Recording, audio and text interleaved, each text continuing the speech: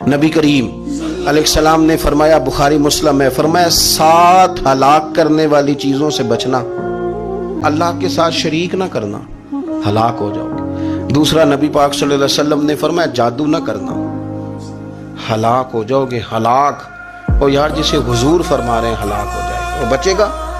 نبی پاک صلی اللہ علیہ وسلم نے تیسرے نمبر پر فرمایا جس شخص کے قتل کرنے کو اللہ نے حرام قرار دیا ہے اسے قتل نہ کرنا، ہلاک ہو جاؤ گے۔ چوتھے نمبر پر رسول پاک علیہ السلام نے فرمایا سود نہ کبھی بھی کھانا، ہلاک ہو جاؤ گے، ہلاک۔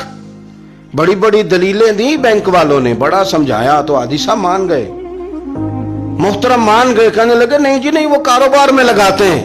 بڑے بھولے بالے ہیں ہم، پتہ سارا ہے۔ اور دیکھو سب کاموں کے باوجود مستقل بینکوں میں پیسے اس اکاؤنٹ میں رکھے ہوئے ہیں جہاں سے مستقل سود آتا ہے۔ حضور نے فرمایا نہ کرنا یہ کام۔ تو کہتے میں سود پہ پیسے لے کے کاروبار چمکاؤں گا، تیرے نبی پاک نے تو فرمایا تو ہلاک ہو جائے گا۔ تو کہتا ہے میں میل لگاؤں گا، حضور نے تو فرمایا ہلاکت ہے۔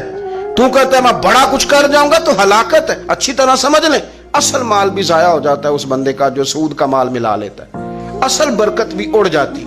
اور میرے نبی پاک صلی اللہ علیہ وسلم نے 5ویں نمبر پہ فرمایا یتیم کا مال نہ کھانا، ہلاک ہو جاؤ گے۔ اور پھر 6 نمبر پر نبی پاک علیہ السلام نے فرمایا کفر سے جہاد ہو رہا ہو تو کبھی پیٹ پھیر کے بھاگنا نہ، ہلاک ہو جاؤ گے۔ اور 7ویں نمبر پر اللہ کے رسول نے فرمایا بے قصور اور بے گناہ عورت پر تہمت نہ لگانا، بلا وجہ بہو کے کھاتے نہ کچھ ڈال دینا۔